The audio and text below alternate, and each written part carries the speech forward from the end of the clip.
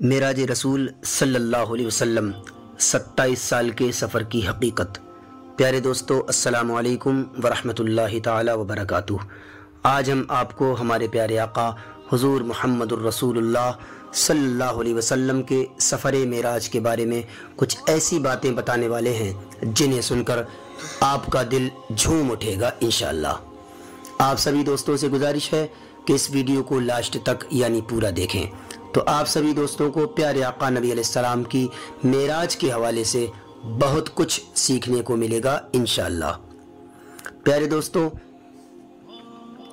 قرآن مجید سورہ بنی اسرائیل پارہ نمبر 15 آیت نمبر 1 میں اللہ رب العزت ارشاد فرماتا ہے، بسم اللہ الرحمن الرحیم، سبحان الذی اسرا بعبدہ لیلا من المسجد الحرام الی المسجد الاقصی۔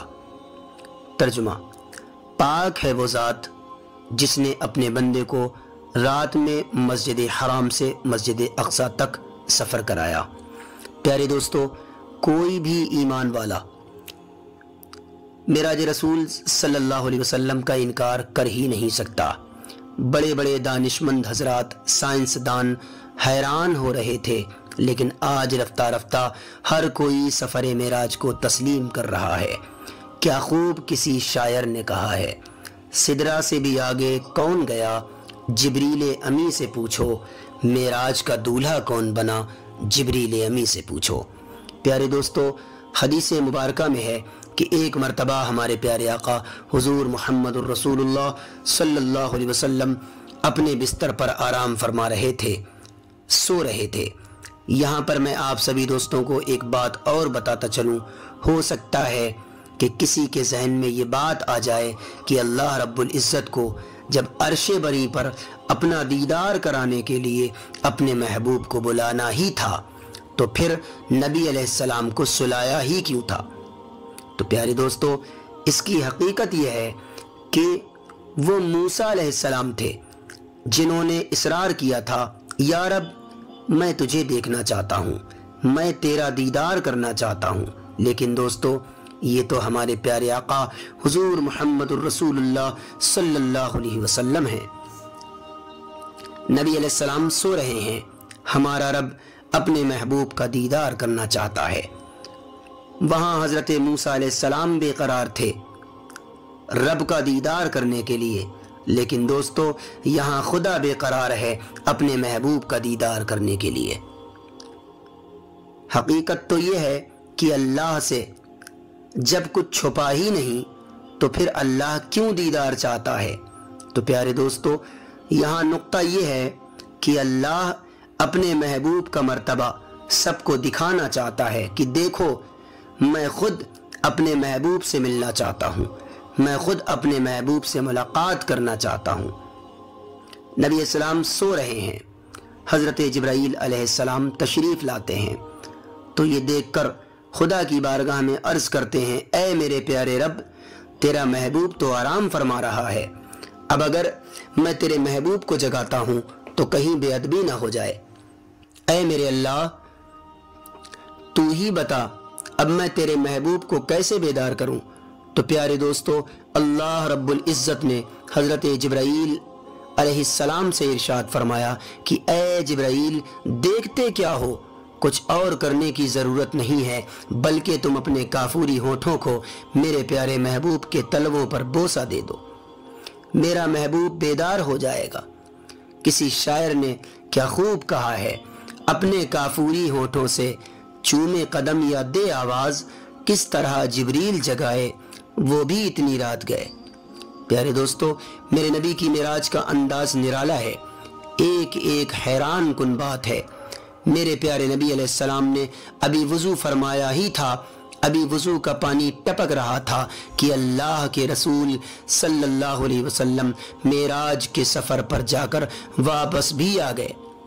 جس بستر پر آپ آرام فرما رہے تھے وہ بستر ابھی گرم تھا، کنجی ہل رہی تھی، وضو کا پانی ویسا ہی بہہ رہا تھا کہ آپ واپس آ گئے۔ اس کا مطلب ہے کہ چند لمحوں کا مسئلہ تھا، یعنی حضور چند لمحوں میں تشریف لے بھی گئے عرش کے اوپر اور واپس بھی آ گئے، اور ٹائم ہی نہیں لگا۔ इसका क्या मसला है, इसका मसला भी समझ लीजिए।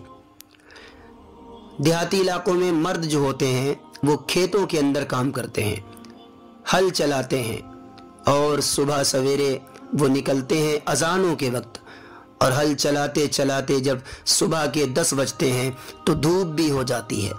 उस वक्त उनको भूख लगती है और उनको खाने की ज़रूरत पेश आती है, तो उनकी बीवियां उनके लिए सुबह का नाश्ता लेकर खेत में जाती हैं। वो तो पहले से ही इंतज़ार में होते हैं कि कब बीवी आएगी और मेरे लिए रोटी भी होगी और लस्सी भी होगी, और उनको शिद्दत से प्यास लगी होती है, पसीना आया होता है, तो जैसे ही हल चलाते चलाते बीवी पे नजर पड़ती है तो वो हल वहीं रोक के एक तरफ बैठ जाते हैं। पहले नाश्ता करते हैं, बाद में हल चलाने का काम करते हैं।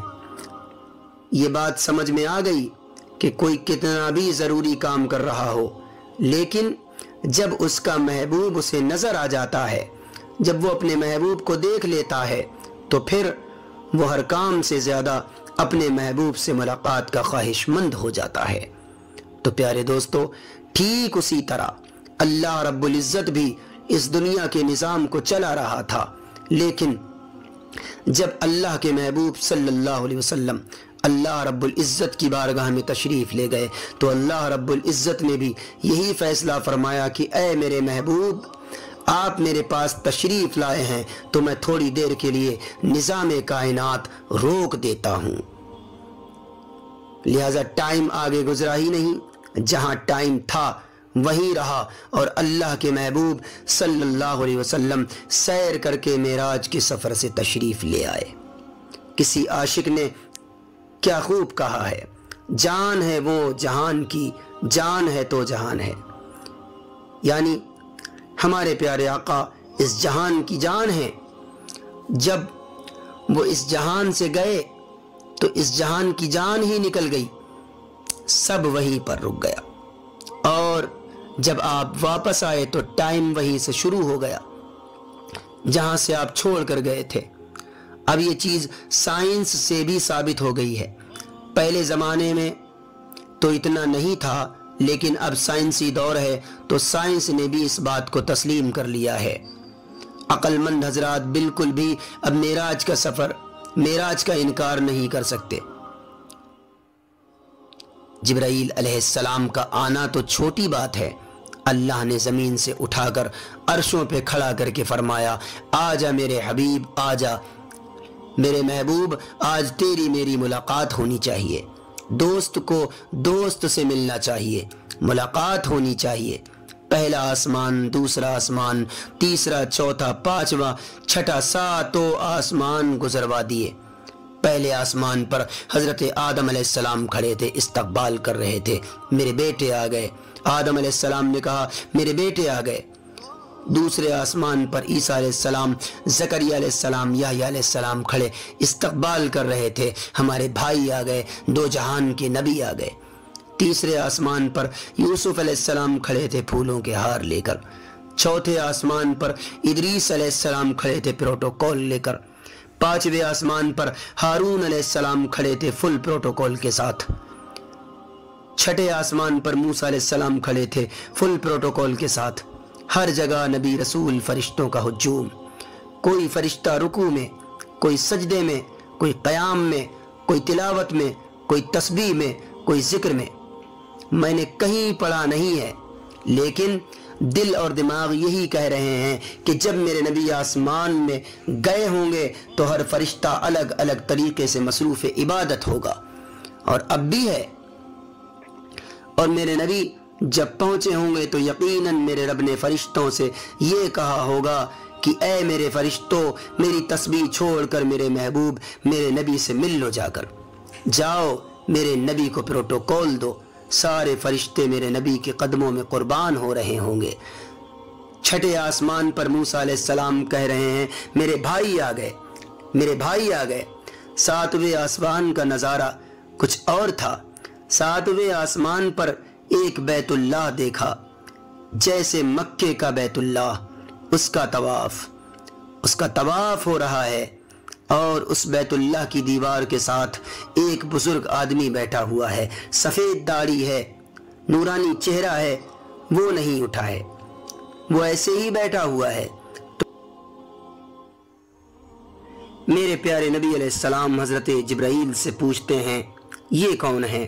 تو وہ کہتے ہیں یا رسول اللہ، یہ آپ کے دادا، آپ کے جد، آپ کے باپ حضرت ابراہیم علیہ السلام ہیں۔ اللہ رب العزت نے باپ کو نہیں چلایا بیٹے کی طرف، رتبہ میرے پیارے نبی علیہ السلام کا بڑا، لیکن رشتہ حضرت ابراہیم علیہ السلام کا بڑا۔ تو میرے پیارے رب نے امت محمد صلی اللہ علیہ وسلم کو یہ پیغام دیا، کیونکہ اللہ رب العزت کو یہ معلوم تھا کہ ماں باپ کیسے ذلیل ہوں گے اس امت کے ہاتھوں۔ میرے پیارے نبی علیہ السلام سے پوچھا گیا کہ یا رسول اللہ قیامت کب آئے گی؟ میرے پیارے نبی علیہ السلام نے فرمایا کہ قیامت کب آئے گی یہ تو میرا رب ہی بہتر جانتا ہے۔ تو کہا یا رسول اللہ قیامت کی کوئی نشانی بتائیں۔ تو پیارے دوستو، میرے پیارے نبی علیہ السلام نے ارشاد فرمایا کہ جب بیٹیاں ماؤں کو ذلیل کریں گی تو قیامت آ جائے گی۔ بیٹے تو بک بک کرتے ہی رہتے ہیں، لیکن جب بیٹیاں بھی ماؤں کو ذلیل کریں گی تو قیامت آ جائے گی۔ یہ اتنا بڑا پاپ ہے، یہ اتنا بڑا گناہ ہے، حالانکہ قیامت آئے گی جب دنیا سے مسلمان مٹ جائیں گے، جب کفر ہی کفر ہوگا، تب اللہ رب العزت قیامت کو قائم کرے گا۔ لیکن ماں باپ کو دکھ دینا، درد پہنچانا، یہ اتنا بڑا پاپ ہے کہ اس کو قیامت کے ساتھ جوڑا گیا ہے۔ اور خاص طور پر جب بچیاں ماؤں کو ذلیل کریں گی تو میرے نبی علیہ السلام نے فرمایا قیامت قائم ہو جائے گی۔ تو پیارے دوستو، بات آگے بڑھاتے ہیں۔ حضرت ابراہیم علیہ السلام بیٹھے ہوئے ہیں، آرام سے وہ نہیں ہلے۔ تو جب میرے نبی علیہ السلام کو پتا چلا کہ یہ میرے دادا ابراہیم علیہ السلام ہیں، تو میرے پیارے نبی علیہ السلام خود ہی آگے گئے۔ یہ پیغام ہے سب کے لیے کہ بیٹا عرش پر بھی پہنچ جائے تو بھی باپ کے سامنے جھکنا ہی بڑائی ہے، ماں کے سامنے جھکنا ہی بڑائی ہے۔ میرے نبی علیہ السلام نے فرمایا کاش میری ماں ہوتی تو تم دیکھتے کہ میں اس کی کیسی خدمت کرتا۔ میں عشاء کی نماز پڑھنے مصلی پر کھڑا ہوتا اور میں سورہ فاتحہ یعنی الحمد شریف کی تلاوت کر رہا ہوتا، اور ادھر گھر میں سے آواز آتی بیٹا محمد، تو میں ماں کی خاطر نماز توڑ کر کہتا جی امی جان میں حاضر ہوں، نماز بعد میں پوری کروں گا، پہلے آپ فرمائیں امی جان کیا کام ہے۔ ہاں پیارے دوستو، میرے پیارے نبی علیہ السلام نے فرمایا کہ میں جنت میں گیا تو مجھے قرآن کی تلاوت سنائی دی۔ تو میں نے پوچھا کہ یہ کون تلاوت کر رہا ہے؟ مجھے کہا گیا کہ یہ حارثہ بن نعمان ہے۔ تو آپ نے فرمایا کہ حارثہ کا تو ابھی انتقال بھی نہیں ہوا ہے، وہ تو ابھی مدینے میں بیٹھا ہوا ہے، تو یہ کیا معاملہ ہے؟ ان کا کون سا ایسا عمل ہے، کون سا ایسا اسپیکر ہے حارثہ بن نعمان کے پاس کہ ساتوں آسمانوں کو چیر کر آواز جنت میں پہنچ رہی ہے؟ فرشتوں سے پوچھا کیا ہے اس کے پاس ایسا جو کہ وہ زمین پر قرآن کی تلاوت کر رہا ہے اور آواز جنت میں سنائی دے رہی ہے؟ تو فرشتوں نے کہا یا رسول اللہ، انہوں نے ماں کی ایسی خدمت کی ہے کہ اللہ رب العزت نے خوش ہو کر یہ حکم دیا ہے کہ یہ جب قرآن پڑھیں تو اس کی قرآن کی تلاوت ساری جنت کو سناؤ۔ پیارے دوستو، صرف پیسہ ہی سب کچھ نہیں ہوتا، اور بھی دکھ ہیں زمانے میں محبت کے سوا، راحتیں اور بھی ہیں وصل کی راحت کے سوا۔ صرف پیسے پر نہ مر جاؤ، اسی کے لیے مت زندہ رہو، اسی کے غلام بن کر مت زندگی گزارو۔ یہ ہاتھوں کا میل ہے، یہ پاؤں کی دھول ہے، یہ آج ہے اور کل نہیں ہے، یہ مٹ جانے والا سودا ہے۔ اس کے پیچھے ایمان کے سودے مت کرو، عزت کے سودے مت کرو، غیرت کے سودے مت کرو، اپنے حسب نسب شرافت کو آگے رکھو، رشتوں کو آگے رکھو۔ تو پیارے دوستو، میرے پیارے نبی علیہ السلام کو اللہ چلوا رہا ہے۔ میرے نبی علیہ السلام چلے، جب قریب آئے تو پھر حضرت ابراہیم علیہ السلام کھڑے ہوئے۔ اچھا، अब फर्क समझिए, जिस वक्त नबी अलैहिस्सलाम पहले नबियों के पास गए थे तो वो कहते हैं कि हमारे भाई आ गए, हमारे भाई आ गए, लेकिन जब आप हज़रत इब्राहीम अलैहिस्सलाम के पास पहुँचे तो हज़रत इब्राहीम अलैहिस्सलाम ने कहा कि मेरा बेटा आ गया, मेरा बेटा आ गया।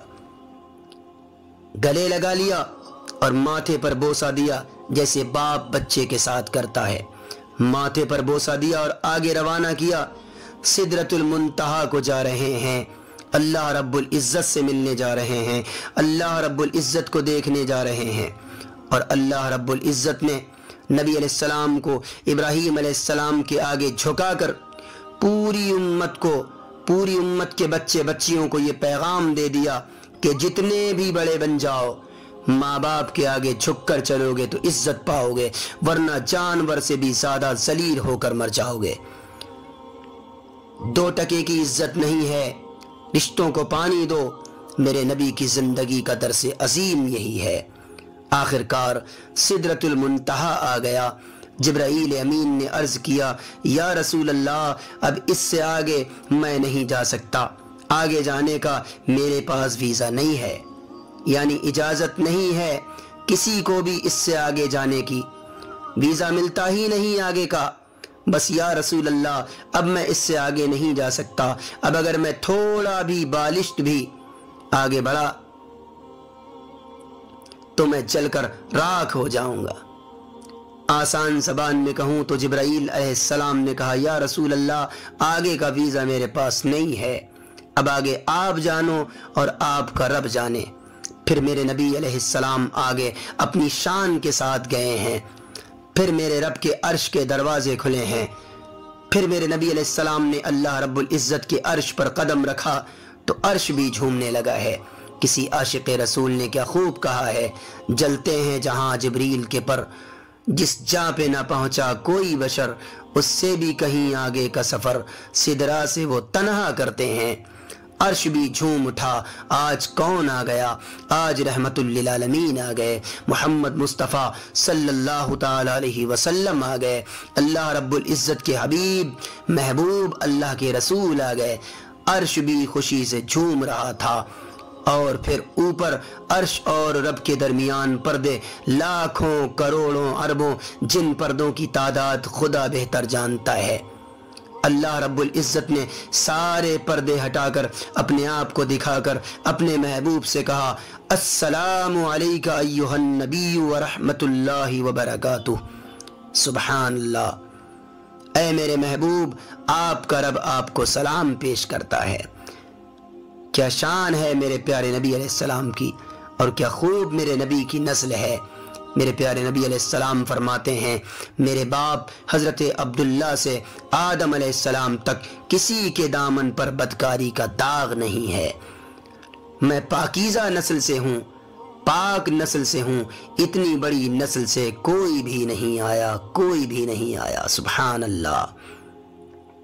हकीकत तो यह है कि मिराज के सफ़र को कोई भी नहीं समझ सकता जितना हमें और आपको मालूम है, यानी जितना हमने कुरान और हदीस से पढ़ा हम उतना ही जानते हैं। बाकी अल्लाह और उसका महबूब बेहतर जानते हैं कि उस दिन और क्या क्या हुआ था। कुर्बान जाऊं अपने आका पर, सुभान अल्लाह। प्यारे दोस्तों, हमने अभी आपके सामने सिर्फ एक छोटा सा वाक़या बयान किया है। अभी इसी बीच सफ़र मेराज में और क्या क्या देखा हमारे प्यारे आका ने और क्या क्या वाक़यात हुए थे। अगर आप वो सुनना चाहते हैं तो कमेंट ज़रूर करें। इंशाअल्लाह हम आपके सामने सफ़र मेराज का वाक़या डिटेल में पेश करेंगे, जो कि आपने पहले शायद ही सुना होगा। तो कमेंट करके ज़रूर बताएं आपको वाक़या कैसा लगा, और डिटेल में अगर सुनना चाहते हैं तो ज़रूर बताएं। वीडियो को लाइक करके चैनल को सब्सक्राइब ज़रूर कर लीजिएगा। अब हमें दीजिए इजाज़त। अल्लाह हाफिज़।